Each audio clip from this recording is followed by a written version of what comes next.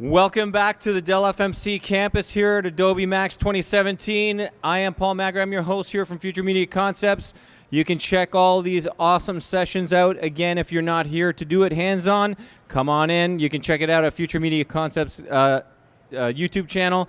We've got awesome precision workstations that Dell is obviously provided here, and they are fantastic. We've got some stations over here. We got our Dell crew at the booth, Mike's and Chelsea, and they're raring to go. So without further ado, I want to introduce the one and only Maxim Jago. Thank you very much, Paul, and thank you for this invitation to speak on the Dell stand here with FMC. I'm going to show you one of the most fun aspects of Premiere Pro, and also one of the most important techniques that you'll use as a filmmaker working with your media. I'm going to break down today how to work with overcranked slow motion media, how to work with standard media in slow motion. We're going to do some time remapping. I'll give you an example of how this works. If you want to follow along, the thing to do is, let me close out of this project here. When you get to the welcome screen, just choose Open Project, and you'll find on the desktop there's a folder called Maxim Jago PPC Assets, and inside of there you'll see there's a slow motion project. Just open that up.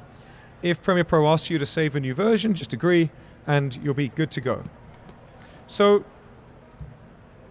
there's really two approaches to changing the playback speed of your clips in Premiere Pro. One is to change the original playback speed of your media, and the other is to take the existing playback speed and introduce or remove frames. So the classic example would be this. I've got some footage here. As you can see, this is slow motion. And I know this is slow motion because if I look in the bin here in Premiere Pro, I'll just zoom in a little so you can see this waves shot. You can see that this is displayed as 24 frames per second, but I happen to know, because I shot this footage, that it was really filmed at 96 frames per second. I shot this on a Panasonic GH4, it's 1080p at 96 frames per second. And this mechanism, this approach, is called overcranking. And the reason it's called overcranking is because in the old days of cinema, film cameras were driven by a crank handle. And if you wanted something to look slow motion, you would crank faster, so more film passes through the gate, so that when you play it back at a normal speed, it plays slower. Or if you wanted things to happen more quickly, you would crank slower, you would undercrank. And then again, when you play back at the normal speed, it plays fast. Now, with contemporary cameras, when you're filming, you have the acquisition capture frame rate, but you also have what's often referred to as the system frequency. In this case, the camera was set to a 24 frames per second frequency, at 24 hertz. Hertz just means times per second, but it was recording at 96. And the reason the system frequency is important is that when Premiere Pro imports the media and it interprets the footage, remember, video files, just like film, it's just a series of frames. There's no real reason to play back at one frame rate rather than another. But the frame rate is defined in the metadata for the media file by the camera. So if the camera says it's 24 frames per second, when it actually captured at 96, that's going to be 25% slow motion on playback. It's 4 times slower. Now, if I right-click on this clip, in fact, just to illustrate this, I'm gonna duplicate the clip. Oh my goodness, someone's showing me coffee. Thank you. I'm gonna make a copy of the clip. I'm just copying and pasting. And on this copy, I'm gonna right-click and I'm gonna choose Modify, and I'm gonna choose Interpret Footage. Now, in the Interpret Footage dialog, this is where you can tell Premiere Pro to override the metadata assigned to the media. And in this case, I'm going to tell Premiere Pro to override the frame rate from the file, that's the frame rate set by the camera, and instead assume another frame rate. In this case, I'm going to go for 96. Now, just as one little gotcha here that you're going to notice is that there's nothing in the file to indicate that it was captured at 96 frames per second. If the camera says this is 24 frames per second, that's all Premiere Pro has to go on. So when you're acquiring overcranked or undercranked media, it's critical that you have good camera logs. You need to know which media was shot at 96, or it's very common these days shooting for NTSC to shoot at 60, and if you don't know, you end up kind of having to wing it and guess by looking at the performance and looking back at the playback. You can usually work it out because the frame rates are usually multiples of the standard frame rate, but it can be difficult if you're working with action that isn't particularly dynamic. So I've set this to 96 because I know that's the frame rate of the original footage. I'm going to click OK. And then, let me just zoom out a little bit. I'm going to take this new shot, and you can see in the bin now, I've told Premiere Pro it's 96 frames per second, and I'm going to drag this into my sequence, and you can see right away, of course, that it's much slower than the version of the same clip that was on the timeline already. And obviously that's because it's playing faster. But if I play this back now, you can see this is actually the normal playback speed for the shot. It's a pretty short clip. I just trim this out a tiny bit. If I play the slow motion version, you can see how much slower it is when the waves are crashing. Now, the benefit of overcranking is that when you play back at the normal playback speed, the motion is very, very smooth. It's very, very fluid. So this is the ideal way to get slow motion. But it might be that you want to get fast motion as well. You can change this in the modify clip settings just as easily. There's not much point though, because you might as well do it on the timeline. I'm going to illustrate this with another clip. So I've got a sequence here called Run Towards, and this is a shot at a normal frame rate. Just grab my coffee.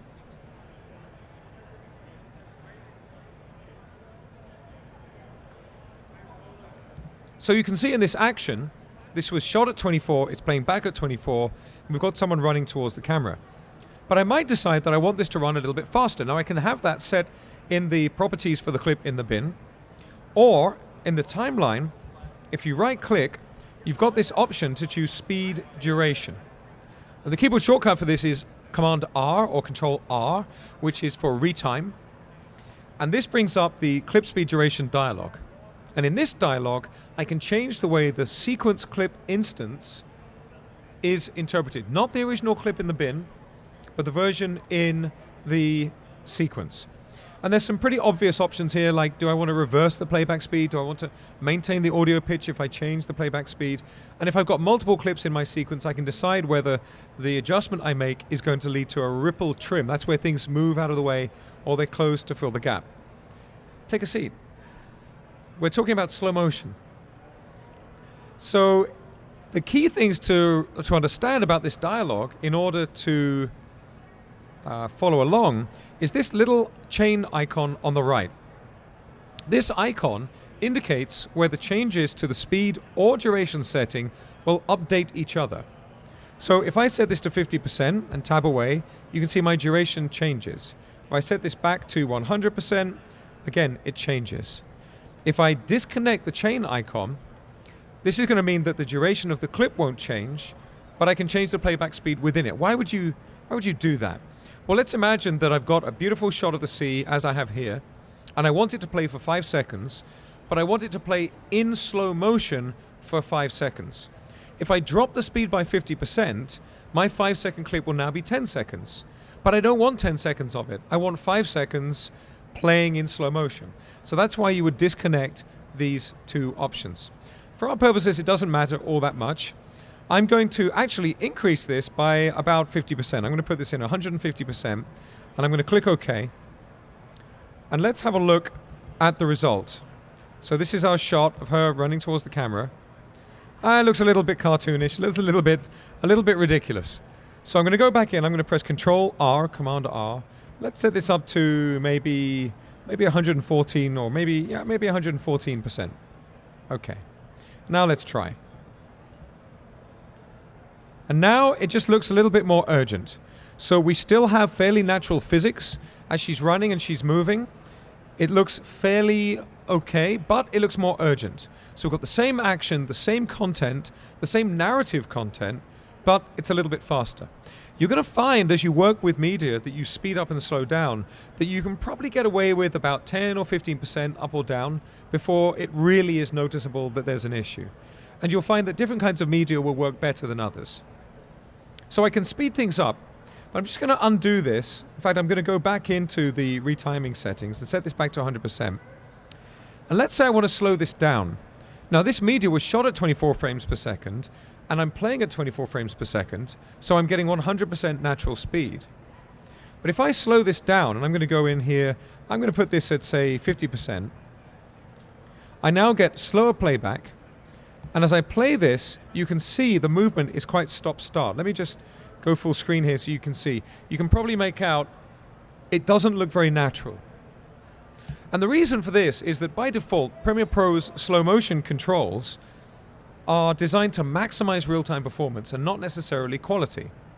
Because when you're setting up an effect like this, it doesn't really matter if you see it looking beautiful, you just need to know if the timing's right. But let's say I view this, and actually I'm going to go a little bit slower. Let's say I'll go for 40%. So I'm going to go back in, Control R, I'll go for 40%, I'll say OK. Let's take another look. So it's very dramatic. It's like, you remember the old $6 Million Man footage as she's running there. It looks cool, but I need it to look smoother.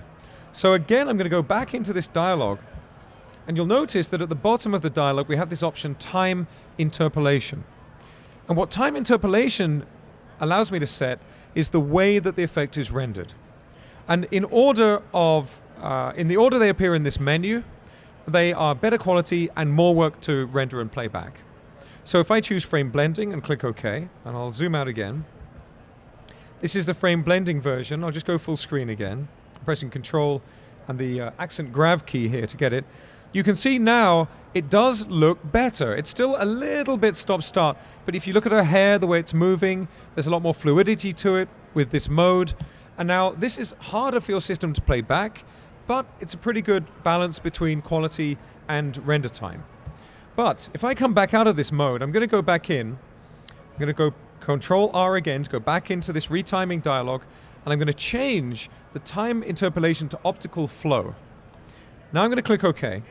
Now optical flow needs to be rendered, and to render in Premiere Pro, you just press the carriage return key, press Enter, and the system is now working through this effect and applying a much more natural, fluid, slow motion effect.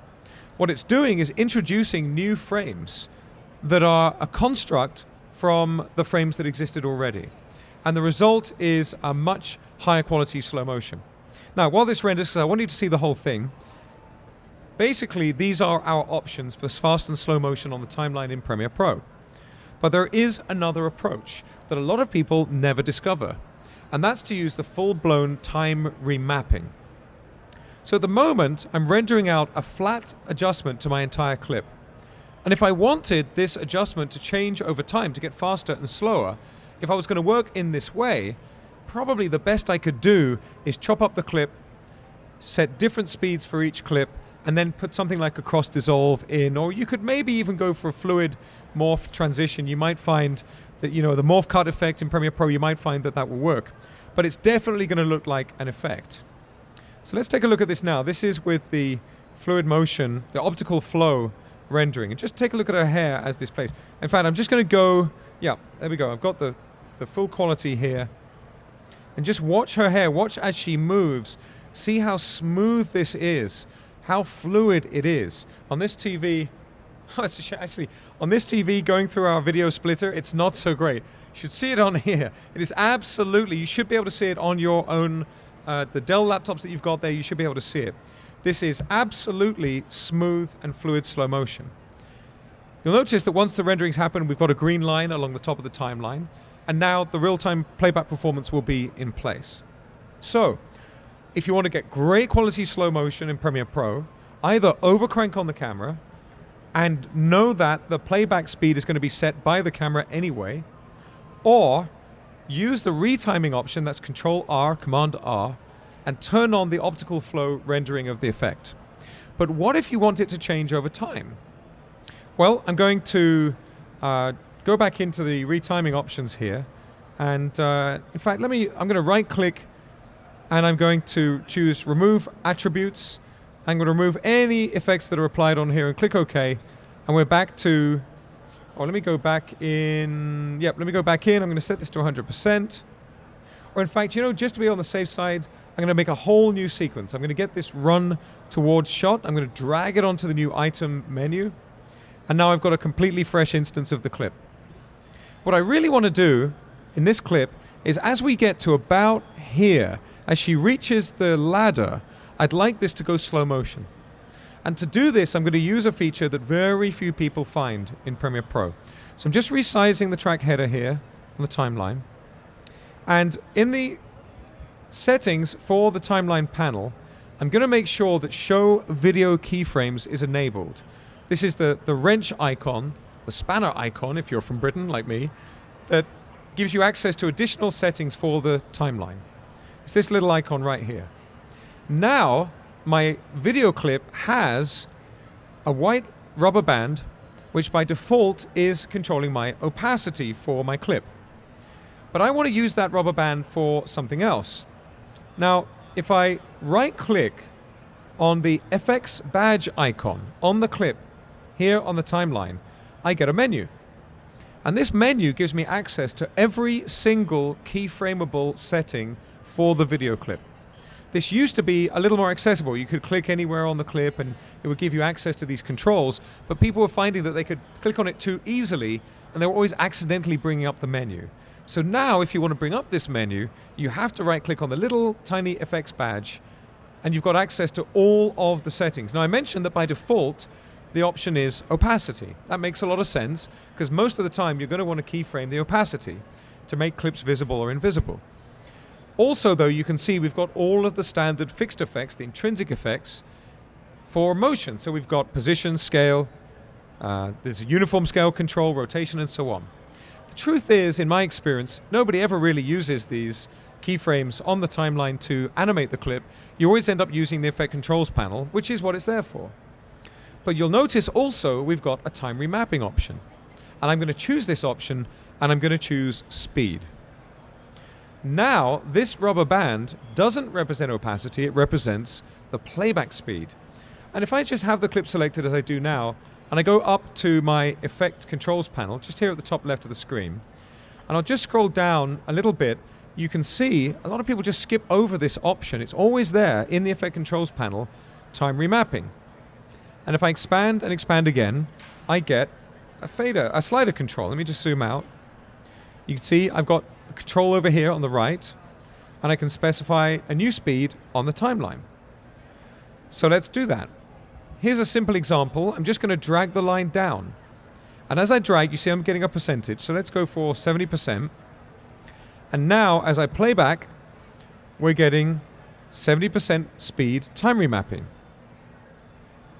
You'll notice that if you change the playback speed, I'm going to go to the other version of this sequence. If I just zoom in a little bit, and I'll go in and I'll retime this, hold on, I'll retime this to 50%, you'll notice that you get a percentage in brackets on the clip telling you the new playback speed. But if I use the time remapping rubber band instead, which is what I've done here, you don't get that new playback speed. And I suppose that's because the time remapping is actually up here in the effect controls panel. And you can see here we've got 70% speed. So far, so good. The really interesting part of time remapping is that it's keyframeable, unlike the flat level adjustment that I made just now. So, in the timeline, I'm going to undo this. I'm going to set this back. Let me undo. There we go, back to 100%. And I'm going to hold down the control key. This will be Command on a Mac. And I'm going to click and click. Actually, let me move this over. Actually, I want to get to that in a second. Let me undo. I'm going to choose the moment she reaches the ladder, just about here. Actually, just about here. And I'm going to control click to add a keyframe. And then, as she starts to climb, I'm going to add another keyframe. I'm control clicking. You can do this with the pen tool. I'm doing it with the selection tool. And now I've got 2 keyframes. Nothing's going to change yet because I haven't modified the settings, but I've put I've put those marks in time ready to change the settings. Now with other keyframes in Premiere Pro, you would be modifying the keyframe settings to set a value. But with time remapping, you modify the connection between the keyframes. So in this instance, I'm going to drag down between these two. I'm going to put this really low, like 25%. And while I'm here, I'm going to go into the time remapping. I'm going to set this to optical flow. so that the time remapping I get is good quality. And take a look at this. As this plays, you'll notice that the clip's gotten longer. By the way, before I go any further, notice the audio was left behind. When you make a flat level adjustment, the audio is adjusted too, not when you do time remapping. And now, if I go full screen so you can see this, she arrives at the ladder and then slows down. And we need to render. So let's render. Actually, oh, it's pretty fast. We'll let it go through. Or in fact, just for speed, I'm going to chop off the beginning of this. I'm pressing Q here, and I'll chop off the end. I'll press W so I can render a little bit faster. Take a sip of coffee. Coffee is very important for the post-production process.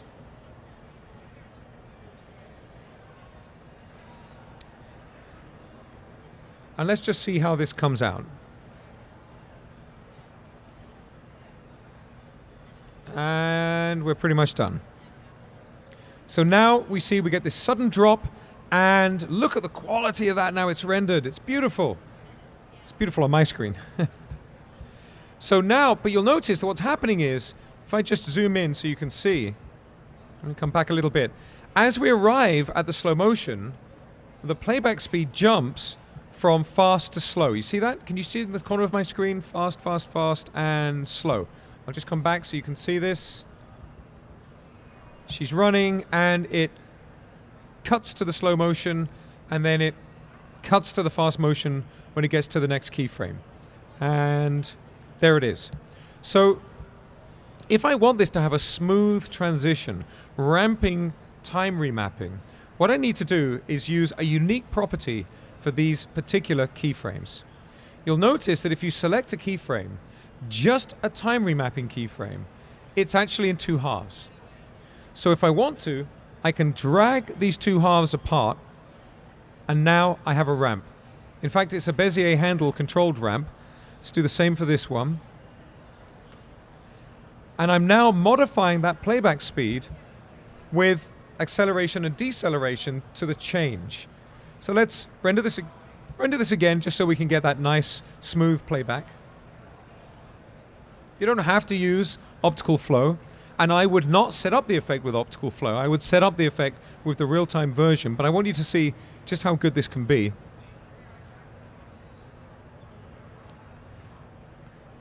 And let's go full screen so you can see this. I'm pressing, by the by, you might well know if you press the accent grav key, you can make any panel full screen. But if you press Control and the accent grav key, you get true full screen playback.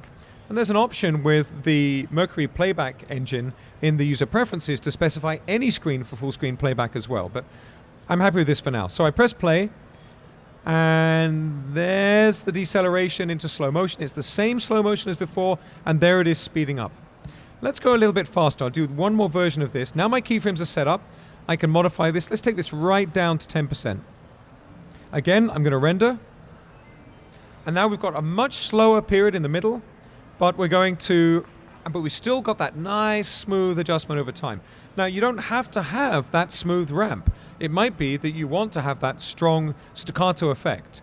Just like you might want to have a posterized time effect to have the new frame rate jump and jump and jump like a mechanical transition. But let's take a little look at this. Here it is, and it slows down, and now we've got very slow, 10% slow motion. And by the by, this was shot at 24 frames per second, which means that slow motion, I'll just use JKL here to play back, that slow motion is actually based on 2.4 frames per second. We're at 10%. Look how smooth that is. I just think that's amazing. 2.5 frames per second becoming 24. It's pretty impressive. So that's how you work with slow and fast motion in Premiere Pro.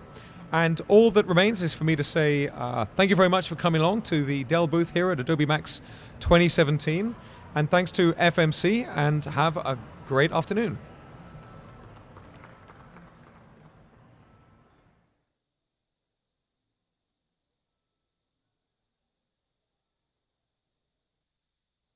Unless anybody has any questions. Is that good?